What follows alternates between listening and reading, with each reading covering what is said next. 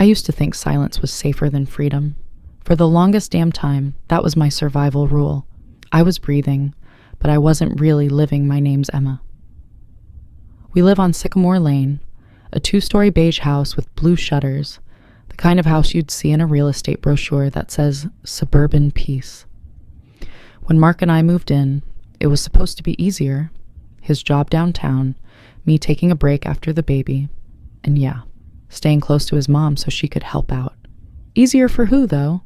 I never even asked that back then. They gave me all the small comforts, a new winter coat after I quit my job, fresh sheets every weekend, health insurance from Mark's company. It all looked perfect, wrapped up in a pretty little bow. The cage was lined with velvet, and the temperature inside was always just right. If you're the kind of person who judges life by how shiny it looks, you'd probably say I had it good. But shiny things don't cut you. They dull you. They grind down your edges until you forget what sharp ever felt like. They taught me what I should want and what I shouldn't. It was a trade. A little comfort for my freedom, a little peace for my voice and my choices, traded for their approval. Mark, my husband, was what people called practical. His smile could close a deal, and his tone could end an argument. He worked in corporate sales. The kind of guy who thought in numbers, not people. Our life became a damn spreadsheet. Every decision in a column, every desire labeled unnecessary. And if I messed with the balance, the whole house got tense. His mom, Barbara, was another kind of power. All soft words and quiet control. She'd always say, "We just want what's best for you." But there was always that hidden clause, "as long as it fits our version of best." Over the years, my voice got smaller and smaller. They didn't need to yell. Control was built right into the rules. The thermostat ran on their moods, and I adjusted my breathing to match no big purchases without asking. No decisions without consensus. No job. Because apparently, Mark's promotion needed me to have a flexible schedule. The first time I realized I was in a cage was over something stupid. A coffee machine. I wanted a small espresso maker. Just something for me. One morning I asked, "Hey, can we get one?" Mark said, "We don't need another appliance, budget's tight. Mom already checked."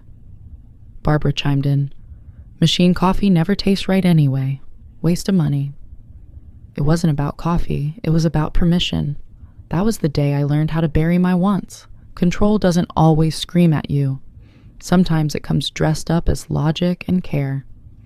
Every no came with a reason that made me feel guilty for even asking. And little by little, I stopped asking. The quieter the house got, the louder my thoughts became. I started putting pieces of myself in mental drawers labeled later. But later is a dangerous drawer. Once it's shut, you lose the damn key. Then Lily was born, and Barbara rewrote all the rules. She'd sit in her chair giving orders. Mark made the schedules. And me? I just watched as every choice I made got wrapped in their guidance. One night, around 3 a.m., I woke up. The whole house was quiet. I went to the kitchen, stood there barefoot, staring at the counter. Everything, the money, the cards, the decisions, all had my name on them, but none of it was really mine. The mirror didn't even look like me anymore. That "I'm fine" mask was on so tight I couldn't see what was underneath. That's when I started counting. Not just money, but permissions. Every no. Every time I swallowed what I wanted. Every quiet surrender. Counting became the first step to freedom. I started hiding receipts, saving little bits of cash in a jar labeled for later. I promised myself I'd remember why silence became my friend. It gave me time to watch. I learned what triggered who, when to stay still, when to speak. Patience turned into my weapon. Then came a small mistake, a late fee on the bank statement. Mark freaked out. Barbara called me impulsive. I didn't argue. I just watched their reactions told me everything. How much of their control was built on fear. I don't believe in dramatic survival stories, This wasn't about escaping monsters. It was about surviving comfort. All I had left was a jar of cash and a daughter I didn't want to grow up asking for permission to exist. That's when I decided, no more asking, no screaming, no fights, just a plan. I slipped the jar key into my pocket and looked at the numbers I'd written down. It wasn't much, but it was enough to start. The cage was going to break. Not tonight, but soon. Rules, man, that's how they built the system. That's how they kept things running, kept me in check. Little by little, they made rules for everything, and they called it structure. But it wasn't structure. It was control. Just wearing polite clothes. Make a list, Barbara said when Lily started preschool. She handed me a clipboard like I was some intern and said, write down everything. Meals, doctor visits, nap times, and what she needs for class. That list wasn't just about Lily. It was the blueprint for how they wanted me to live. Every need was defined by them, and every want was labeled waste, and every line ended the same way. We'll review it together. The we, of course, was Mark and Barbara me. I was just the scribe. At first I didn't see the trap. I told myself they were older, more experienced. Barbara's tone was always so gentle, she'd say, "Sweetheart, we're just helping." Mark would smile that salesman smile and nod, like she'd said something profound. And somewhere between those smiles and sighs, my own decisions started disappearing. The rules slowly became rituals. Every Saturday, family dinner. Every Sunday, Barbara reorganized my damn closet. Every Tuesday, Mark reviewed the budget. Life turned into a schedule with no room for me. And the biggest rule, always ask first. If I planned something on my own, they'd say, "Why didn't you discuss it first?" And I used to think that meant respect. It didn't. It meant permission. Even language had its limits. Certain words were like red flags. Say career, it meant a fight. Say money. The air got heavy. Start a sentence with, "I think," and someone would finish it with, "But what about Lily?" I learned to turn statements into questions, and then I learned to stop asking. Altogether, Barbara had this soft way of saying no that made it sound like a favor. One day I said, "I want to take this online design course." She smiled and said, "The library offers free ones. Maybe start there." Start small. That was her way of saying, don't even try. At the playground, I'd listen to other moms talk about their jobs, their projects. They sounded alive. I'd smile and nod, but inside I felt this ache, like I used to be one of them. And somehow, I'd faded into the background. Mark loved systems. He'd always say, if everything runs on a standard, there's less friction. What he didn't get was, friction is what makes things real. He didn't want life. He wanted control. And I was the smooth surface he could polish his logic on. The budget became his weapon. One column for groceries, one for bills, one for family emergencies, and then the discretionary column. That word was supposed to mean fun money. But that column, always blank, I once asked, what happens to that discretionary fund? Barbara said, we're saving for something bigger. Bigger meant her kind of important. New furniture, their vacation, someone else's plan. A haircut or a new dress for me never made the list. But I'm not dumb. I started paying attention. Like, really paying attention. Where the money went when the tone changed. Who got what? I realized something. You don't have to break their rules to beat them. You can build your own inside theirs. They used guilt and gratitude as tools. If I asked for something, I was selfish. If I helped them, they'd remind me, remember everything we've done for you. Gratitude became a leash, and I'd worn it for years without noticing friends slowly faded out. No time for calls, no energy to meet. And when you're isolated, control becomes invisible. You start thinking it's care. Even my body wasn't mine anymore. Barbara would say, you shouldn't eat that much sugar. Mark would joke, When are you fitting into those pre-baby jeans again? They'd laugh, and I'd smile, but inside it felt like someone poked a bruise. When I did snap back, Mark would go all calm mode. You're overreacting. Barbara would look hurt, and just like that, I'd feel like the crazy one, so I stopped reacting. I started watching. I studied their patterns like data. When Barbara got soft, when Mark was easy to sway, when the house felt safe enough to move pieces around one afternoon, Barbara was on the phone talking about an investment. I asked casually, "What kind of investment?" She laughed. "Oh, just helping an old friend." And boom, that told me everything money was moving. And wherever money moves, there's leverage. They had their stories, how they sacrificed everything for family, how they knew better. But every one of those stories had the same subtext. You'll live life our way. That's when I knew. These rules weren't going anywhere on their own. If I wanted them gone, I'd have to break them, quietly. So I made a new list, not theirs, mine. All my old skills, old college credits, the design work I'd done. I started taking small jobs, flyer designs, posters, local gigs, cash only. Nothing traceable. Each dollar was proof I wasn't just somebody's wife. With every bit I earned, my world got bigger. My name started meaning something again, and my revenge. It wasn't rage. It was patience, the kind that looks like calm. Then one night, Barbara's cousin's business account got flagged. A stupid charger short-circuited and wiped their data. Mark panicked, checked the files, called the bank. That night, I realized people always protect what they value most. For him, that was paper. For me, it was peace. And peace needed a plan. I started practicing what I'd say, how I'd say it, slowly rebuilding my voice. The one I'd lost in all their rules. For them, peace meant silence.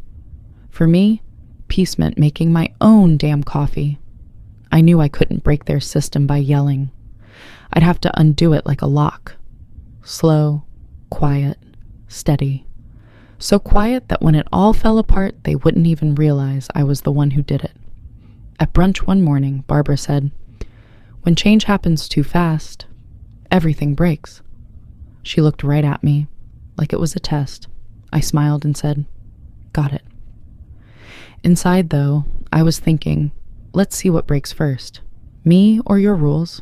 That thought, that was the engine. That was the start. You know that weird calm that hits a house when everyone thinks life's fine? That steady hum. The fridge buzzing, the fan spinning. Same routines on repeat. Yeah, that's where I lived. In the hum. And right in the middle of all that fake peace, I started making my own plan. Not to run away. Not yet. Just to breathe again. When Lily left for school, I'd open my laptop and start working. Designing flyers, making little logos, doing whatever gigs I could grab online, $20 here, $50 there. Tiny checks. But they were mine. The first time money hit my account, I legit just stared at the screen. It wasn't even about the cash. It was proof I still existed. I called the secret account Bluebird. Sounded random, but to me it meant one thing: freedom. Every time I got paid, it felt like a piece of me flew out of that damn cage. For months, I kept the hustle low-key. Mark and Barbara thought everything was normal. I smiled, I cooked, I laughed at all the right times, but every night, when the house went quiet, I'd slip into the office and print invoices. Each one signed. Bluebird Designs. One night I messed up, left a printout in the tray. Next morning, Barbara spotted it. "What's this?" she asked. My stomach dropped. I said, "Just a test print." She said, "Ink's expensive, sweetheart," and walked away. Bro, my hands were shaking like hell after that. From that day on, I hid everything in a Ziploc bag under Lily's art box. Nobody looked there ever. Bit by bit, the Bluebird balance grew. $50, then 70, then 100. It wasn't escape money yet. It was proof money, proof that I was still worth something. And silence? Silence stopped being scary. It started working for me. I could watch everything without them noticing. Mark had his patterns, his serious tone when money was tight, his fake calm when he screwed up Barbara too. Her voice got sweet when she wanted control, sharp when she lost it. The word they love most? We. We decided. We planned. We don't take risks. Never I, never you, just we. And that's where I started building my cracks right between their we's. One night, I overheard Mark on a call saying, "I need to liquidate a small investment." That tone, man, it was the same one he used when hiding something. I didn't react, just stored it. A week later, Barbara mentioned her cousin's furniture business. She said, "Mark and I are helping him out." I knew damn well that help came from our savings. I didn't even get mad, just focused. If they could move my money for their plans, I could make my own moves too. That night, I opened my laptop, filled out the paperwork, and officially registered Bluebird Designs LLC. I used a rented mailbox address. No trace back home. And when I hit submit, I swear I could breathe again. For the first time, something real had my name on it. Not ours. Mine. Bluebird wasn't just an account anymore. It was a damn identity. A new version of me. That night, I marked a date on my calendar. June 10th. That was when Lily's preschool ended, and when my pretending would too.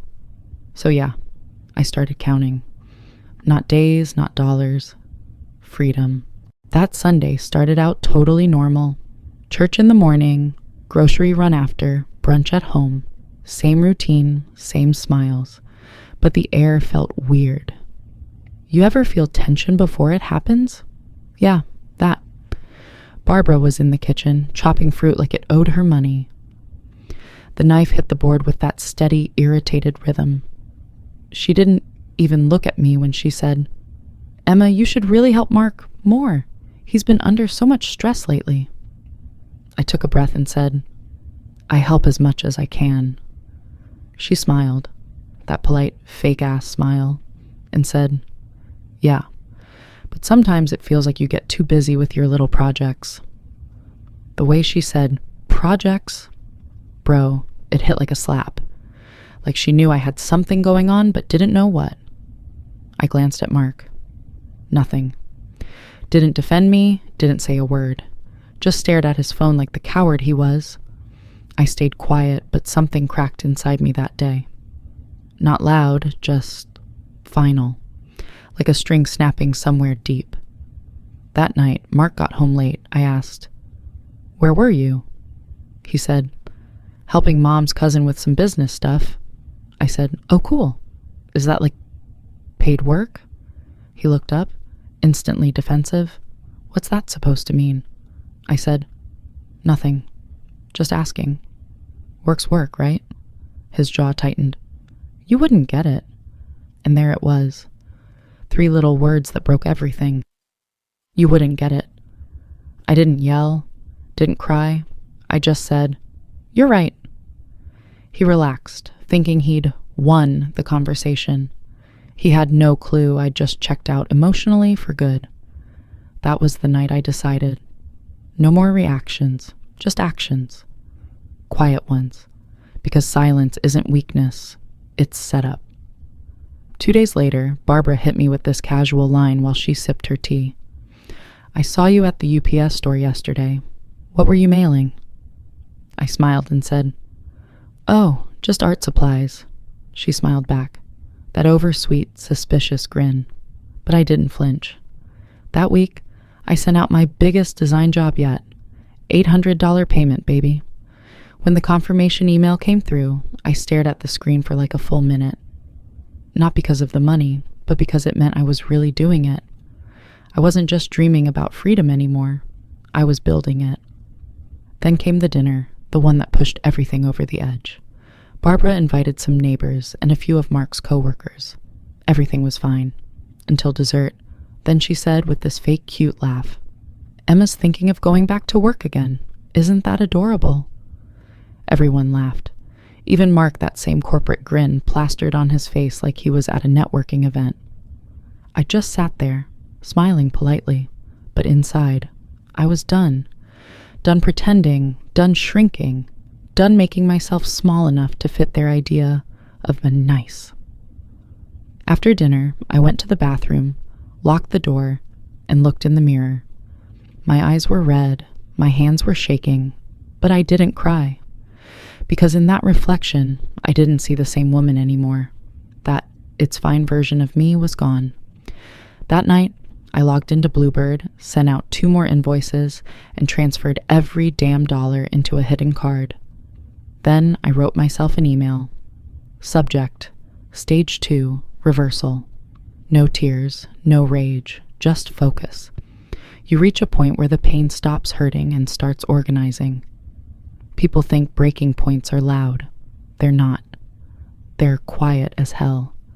They happen when your body says, enough, and your soul goes, finally. That was me that night. Not broken, just done. Every good plan starts small, like stupid small. Just one thought that won't shut up.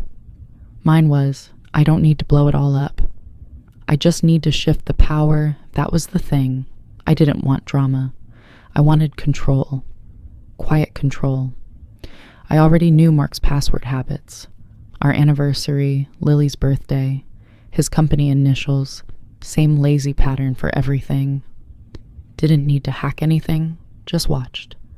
Because when you know someone's patterns, you basically own their next move. Barbara had been whining about her cousin's business tanking.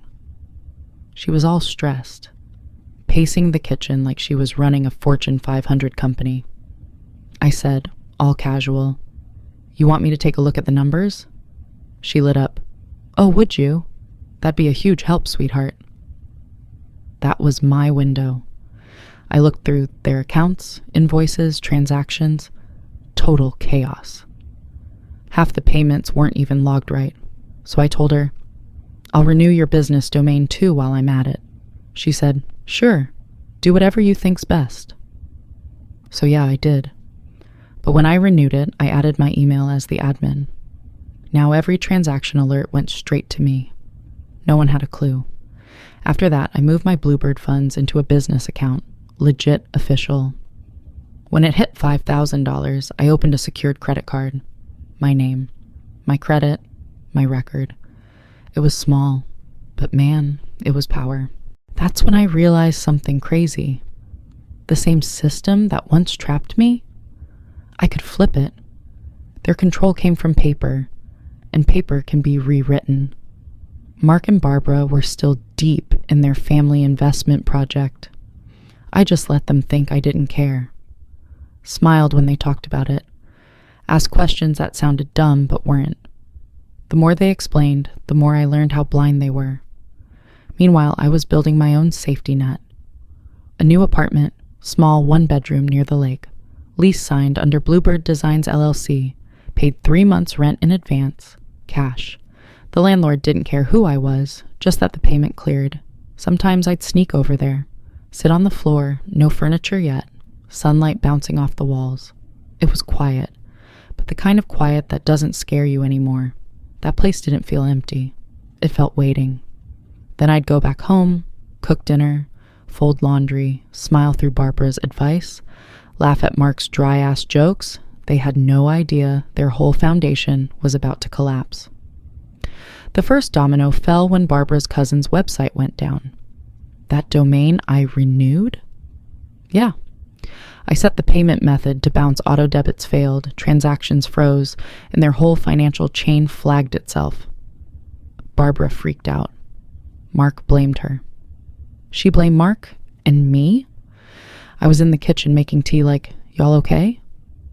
That was the wild part. I didn't even need to lie. They destroyed themselves with the same arrogance they used to control me. I just gave the system a little nudge. I wasn't trying to ruin them. I just wanted balance.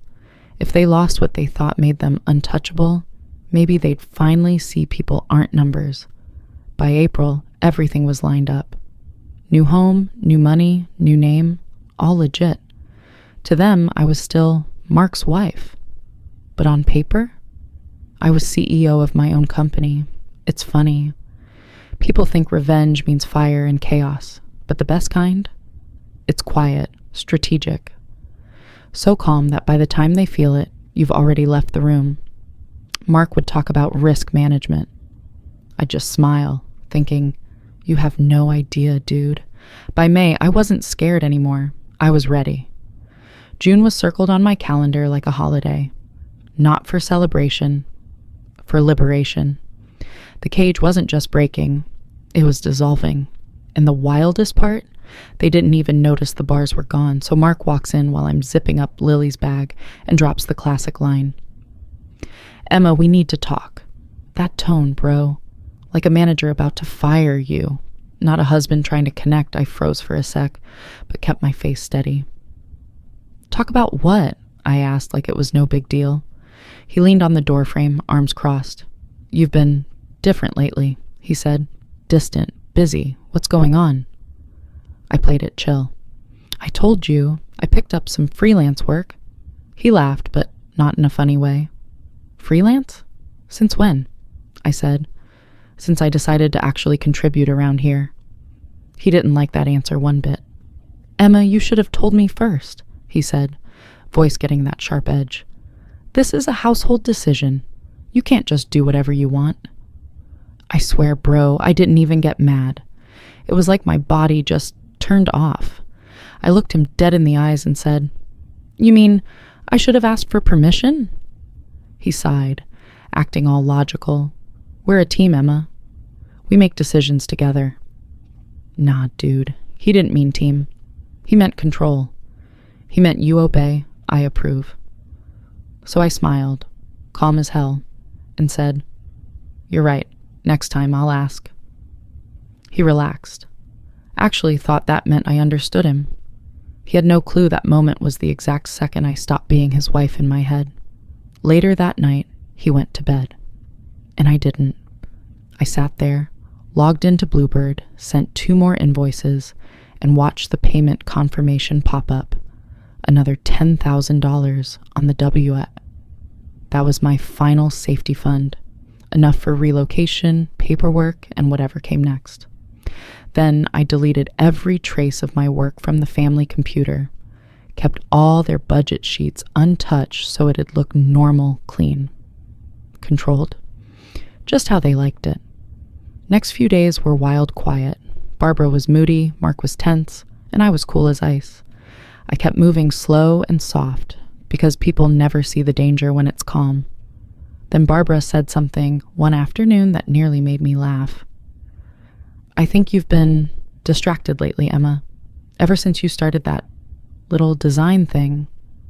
I smiled and said, I'm not distracted, just busy. She gave me that weird half smile. Didn't trust me, but didn't know why. And honestly, I didn't give a damn. That week I landed a big job. Ad campaign design, $800 again, but this time through my official business account. When the payment hit, I didn't celebrate. I just whispered, We're good.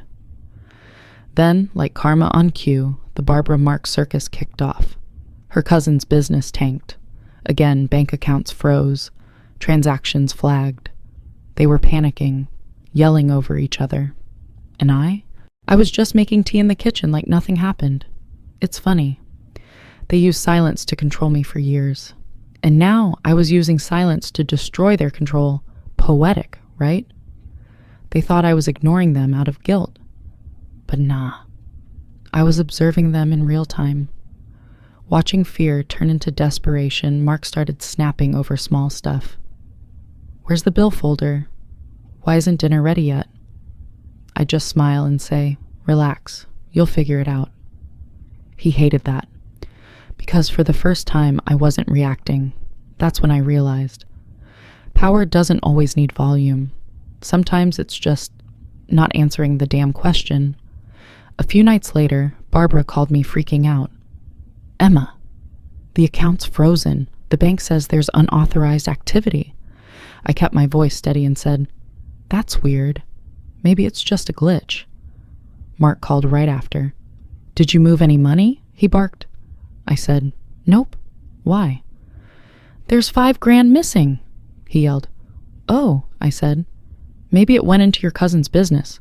You two were handling that, right? Silence, like dead silence. Then he said, we'll figure it out. And that was that. They never did. Because here's the thing. I didn't steal anything. I just built a mirror and let them fall into it. They'd spent years running their little system on arrogance. All I did was let their own carelessness catch up.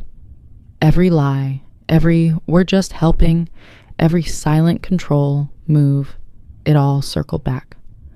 They lost what they valued most, control. And I gained what they'd tried so hard to take, peace. That's when I knew the reversal was complete. I wasn't trapped anymore. They were. I'll never forget the sound of Barbara's voice that morning. Phone rings, I pick up, and she's damn near crying. Emma, the bank account's frozen. They're saying there were unauthorized transfers. I kept my tone flat as hell. That's weird, I said. Probably just some glitch. 5 minutes later, Mark calls Emma. Did you move any money? I said, why? There's $5,000 missing, he snapped. Oh, I said. Maybe it went into your cousin's business. You guys were running that, right? Dead silence. Then he muttered, we'll look into it. Yeah, sure you will. Thing is, I didn't have to do a damn thing at that point. The dominoes were already falling. Their system was built on fake structure. All control, no sense. So when the website expired, payments failed, accounts flagged, the whole house of cards started shaking, Barbara's account got frozen. Their joint savings went into review. The bank wanted to verify transactions. It was beautiful chaos. And I was just standing in the kitchen sipping my coffee like, damn, look at that. They blamed each other first, of course. Barbara said, you should have double-checked. Mark said, you're the one who let her handle it. I said nothing. Just stirred my coffee. See, people think destruction is loud. But nah, it's quiet. It's a slow, creeping kind of sound that lives in guilt and panic, and it's way louder on the inside than outside. The fights got nastier. Barbara stopped calling me sweetheart. Mark stopped pretending to listen when she talked. You could feel the energy in the house shift, like the air got heavier. Then, one day at dinner, Barbara sighed and said, maybe we should sell the lake cabin. Mark didn't even look up. Do what you want. And I said, calm as ever, property comes and goes. People matter more. She shot me a look and said, easy for you to say. I smiled. Yeah, it finally is. By then, I'd already met with a lawyer. Told her I wanted to separate my finances for tax reasons. She didn't ask questions, just filed the paperwork. 2 weeks later, my new bank account was live, and for the first time in years, my name stood alone on something. Everything they built to keep me small, I now owned, restructured, or legally detached. But here's the thing. I didn't run. Not yet. I wanted them to feel the collapse, to understand what it's like when everything you control stops listening. By June, the house felt haunted. Barbara was quiet all the time. Mark stopped talking altogether unless it was to blame someone. Me? I was smiling again, like genuinely. June 9th came fast. I'd already packed 2 bags. One for me, one for Lily. The lake apartment lease was ready, rent paid. All I had to do was walk out. That night, Lily was asleep, and I was sitting in the living room, drinking tea in the quiet. It wasn't tense anymore. It was peaceful. Almost too peaceful. Then Mark walked in. I asked, "Where's your mom?" He said, "At her sister's. She needed space." He looked exhausted, broken. "Everything's falling apart, Emma," he said quietly. "I don't know what to do." I looked up and said, "Maybe that's the point." He frowned. "What's that supposed to mean?" I said, "It means sometimes things fall apart so you can see what was holding them together." He blinked, confused. "What are you saying?" I stood up, calm as hell. "I'm saying I'm done pretending." He actually laughed like he didn't believe me. "You're not leaving," he said. I smiled. I already did. I handed him an envelope. Inside was my new lease, Bluebird's registration papers, and a notarized separation agreement. He flipped through the pages, eyes wide. When did you... I cut him off. When you were too busy deciding what I should do. He reached for my hand, but I stepped back. Don't, I said softly. This isn't a fight. It's just the end. He looked lost. I think for the first time ever, he realized I didn't need his permission to exist. He whispered, I gave you everything. I said no. You gave me control and called it love. Then I picked up my bags, lifted Lily into my arms. She half woke and mumbled, Where we going, Mommy? I smiled and said, Somewhere quiet. As I walked to the door, Mark said, You can't just walk away. I turned and said, I'm not walking away, I'm walking toward me. Then I closed the door. Soft click, no drama, just peace. The lake apartment was tiny. 1 bedroom, a little balcony, and sunlight that poured in like it was apologizing for all the years I'd spent in the dark. There weren't any rules here. No ask first. No, what would Mark think? Just me, Lily, and the kind of silence that actually felt good for once. Every morning, I'd make coffee. Not the cheap instant crap, the real stuff. The smell filled up the whole space, and Lily would sit on the floor eating cereal, watching cartoons, and I'd stand by the window, just watching the lake shimmer. I thought freedom would feel loud, like fireworks or confetti or some big-ass moment, but nah, it was quiet. It was steady. It felt like finally exhaling after holding your breath for years. When you've lived under control that long, peace doesn't feel boring. It feels earned. Mark called a few times, didn't pick up. Then came the emails. Apologies, excuses, half blame, half you don't understand. I ignored those too. Then Barbara sent me this long-ass letter that smelled like lavender and guilt. She wrote, Sometimes control comes from love. I didn't rip it up. Didn't reply either. Just folded it neatly, stuck it in a folder I labeled Old Life. Because forgiveness doesn't mean going back. It just means you stop carrying the weight Bluebird started taking off. I got new clients. Cafes, boutiques, even a local charity. I sent my invoices out on time, got paid on time, and for the first time in forever, every dollar had my name on it. I even hired a part-time assistant, a sweet girl named Mia, who worked hard and didn't ask too many questions. Every month I paid her on time, no power trips, no lectures, no strings attached. And every time I sent that payment, I thought, this is how you treat people when you actually respect them. One evening, Lily drew this picture. Just crayons and paper. It was me and her standing under a bright blue sky. She wrote on top, Me and Mommy, we can do anything. Man, that line broke me, not in a sad way, in a proud way. Like all the quiet planning, all the slow suffering, all the waiting, it all led here. Mark still tried now and then, voice notes like, You're overreacting.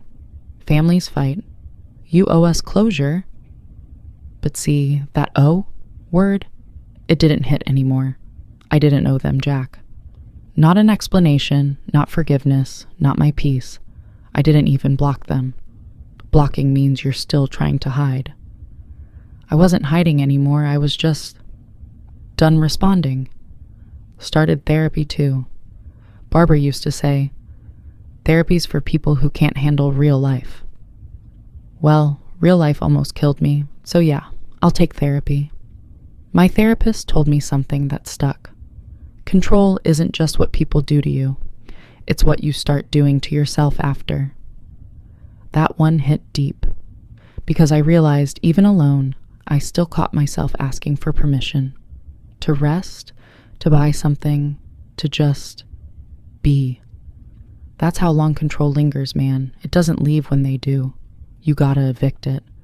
Freedom isn't a one-time win. It's maintenance. Like cleaning out the weeds from a garden. You do it every damn day. Some days I'd wake up sad for no reason. Old habits, I guess. But then Lily would laugh, and it would snap me right back to now. One afternoon, I was sitting on the balcony with my coffee, watching the lake, the sun low and gold, and I thought, I don't remember their pain anymore. I just remember my strength. Lily came running out, waving her art from school. She said, "Mommy, teacher said I'm brave." And I smiled and said, "Yeah, and guess what? So's your mom." I thought freedom would be easy once I got it. Like, once you finally walk out, everything magically falls into place. Yeah, no. Freedom's messy. It's quiet, confusing, sometimes heavy as hell. The first few weeks in the apartment felt weird. Every morning, I'd wake up expecting to hear Mark's alarm, Barbara's voice from the kitchen, that fake-ass "good morning," but all I heard was silence, and at first it freaked me out. Then one morning, I realized it wasn't empty. It was peaceful. That same silence that used to choke me now felt like oxygen. I used to think quiet meant something was wrong. Now I know quiet means I'm safe. I built a routine: coffee, music, work, sunlight. Lily went to school, and I started finding myself again between the cracks of normal life. Every night, we cooked dinner together, and nothing fancy, just pasta or soup. But the way she laughed? Bro, that laughter used to sound distant back then. Now it filled the whole damn place. Mark still tried to reach out. Voice notes, emails, guilt trips. You're overreacting. Families have problems. You don't get it. I'd listen, roll my eyes, maybe smile. Because I did get it. That was the problem. I didn't delete his number. Didn't block him either. I didn't need to. You only block people when you still need distance. I was past that. Then one day, Barbara's letter showed up. Same lavender smell, same guilt tone. She wrote, "Sometimes control comes from love." That line made me laugh. Not mean, just tired love doesn't come with conditions. Control does. I didn't rip it up, though. I filed it away in a folder called Lessons, because that's all she was now. A lesson therapy was helping. Slowly. I used to think healing was like a straight road, you know? Turns out it's more like a damn roller coaster. Some days I felt strong as hell, and some mornings I just sat there, staring at my coffee, wondering if I'd ever feel normal. But every time I heard Lily laugh, or every time I opened my laptop to work, it reminded me I was building something new. Bluebird took off like crazy. Local cafes, small businesses, even a little nonprofit wanted my work. I hired Mia full-time, paid her good, respected her time, never made her feel small for asking questions. I wasn't just building a business. I was building the kind of space I wish someone had built for me. One night, I was sitting out on the balcony, laptop open, moonlight bouncing off the lake. And I just started typing a note to myself. Don't shrink to make others comfortable. You were never the problem. You were just too damn real for people who love control. I didn't post it anywhere, just saved it, for me. Healing, I learned, doesn't happen all at once. It happens every time you stop apologizing for existing. Every time you breathe without asking for permission. Every time you smile and mean it. Then one afternoon, Lily came home from school with a piece of paper. It had a drawing. Me and her holding hands under the sun. On top it said, "Mommy and me. We're free." I swear my eyes teared up right there, not the sad kind. The kind where your heart just says, yeah, this was worth it. All the silence, the planning, the patience. It wasn't revenge anymore. It was renewal. I wasn't running from control anymore. I was walking toward peace. 2 years passed. The lake apartment didn't feel temporary anymore. It felt like home. That same small balcony, the coffee smell every morning, and the soft hum of the world outside. It finally felt like my life fit me. Bluebird wasn't just some side hustle anymore. It was a real business now. 4 employees, clients in 3 states, and a little office with big glass windows that let all the sunlight in. Every morning when I walked in there, I didn't feel like I was clocking in for work. I felt like I was walking into my own damn life. Sometimes old stuff still tried to follow me. I'd get a few envelopes in the mail addressed to Mrs. Mark Howard. Didn't even open them. Just tossed them in the trash, stamped with a quiet little label in my head. Returned to sender. Last year, Barbara got sick. Mark called out of nowhere one night. He said, "Mom wants to see you and Lily." I didn't say no. Just said, "When Lily's ready." He sounded surprised. Like I still owed him urgency. Not anymore. Everything happens on my timing now. A few weeks later, we went. Barbara was in bed, frail, tired. None of that fake confidence left. Her voice was soft. When she said, "You look good, Emma," I said, "Thanks." Then she turned to Lily, grabbed her hand, and said, "You're growing up so fast, sweetheart." And Lily smiled and said, "Mom says growing up means being free." Barbara just stared at her. No comeback, no fake smile, nothing. For a second, she looked like she actually got it. And honestly, that was enough. I didn't need an apology. I just needed her to understand. On the way back home, Lily fell asleep in the back seat, and I was driving down this long stretch of road by the water. Sunset hitting the windshield, music low, wind calm, and I realized something. I wasn't thinking about the past. I was living in the now. People always think revenge has to be wild, yelling, screaming, blowing things up. But the real revenge? It's peace. It's getting so far ahead that they can't even reach the version of you they hurt. Mark once told me, "I gave you everything." But he never understood. What I needed wasn't everything. It was myself. Love without respect is just dependency, and respect without control, that's freedom. These days, nights are quiet. Lily does her homework on the couch. I'm answering client emails, music playing low in the background.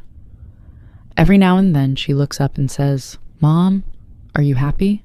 I always smile and say, "Yeah, baby, finally." And I mean it. Because happiness doesn't feel loud. It feels like breathing. Easy, light, yours.